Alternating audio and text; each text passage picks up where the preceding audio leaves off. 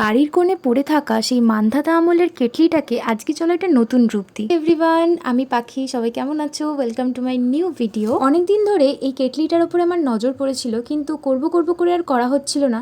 তাই কালকে আমি বসেই পড়েছিলাম এই কেটলিটাকে রং করতে। প্রথমে তো অনেক পিন্টারেস্ট ঘাটলাম, বাট মনের মতো একটাও পছন্দ হচ্ছিল না ডিজাইন।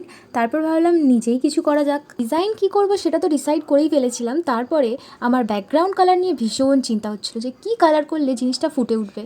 তারপরে আমার সবথেকে পছন্দের কালার ব্ল্যাক কালারটাই আমি করে ফেললাম। প্রথমে ভেবেছিলাম কেমন লাগবে, ফুটে উঠবে কি না আদেও। তারপরে দেখলাম না, ভালোই লাগছে। এখন তো আর কেউ কেটলিতে সেরকমভাবে চা রাখে না, খুব কম সংখ্যক মানুষই এখনও কেটলি ইউজ করে। বাট এগুলো হচ্ছে একটা স্মৃতি, যেগুলো বাড়ির কোণে আজও রয়ে গেছে। এইসব পুরনো জিনিসের সাথে কত পুরনো স্মৃতি জড়িয়ে থাকে।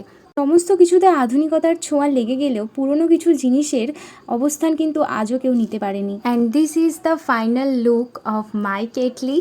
এবারে বলো তোমরা কমেন্ট করে যে ডিজাইনটা কেমন হয়েছে।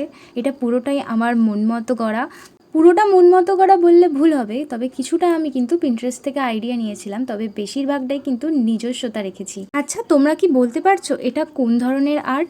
যদি বুঝতে পারো তাহলে আমাকে অবশ্যই কমেন্টে জানিও, আর ডিজাইনটা কেমন হয়েছে অবশ্যই জানিও। রেগুলার ভিডিও দিতে বলেও দিতে পারছি না, কিন্তু চেষ্টা করব যে প্রত্যেক দিন ভিডিও দেওয়ার। আমার রিচটা কমে যাচ্ছে, তো তোমরা অবশ্যই জানিও আজকের ভিডিও কেমন লাগলো। আজকের ভিডিওটা ভালো লাগলে অবশ্যই লাইক, কমেন্ট আর শেয়ার করে দিও পারলে। তো আজকের জন্য আসি, টাটা। এরকম সুন্দর সুন্দর ভিডিও দেখতে আমার পেজটা আগে ফলো করো। টাটা।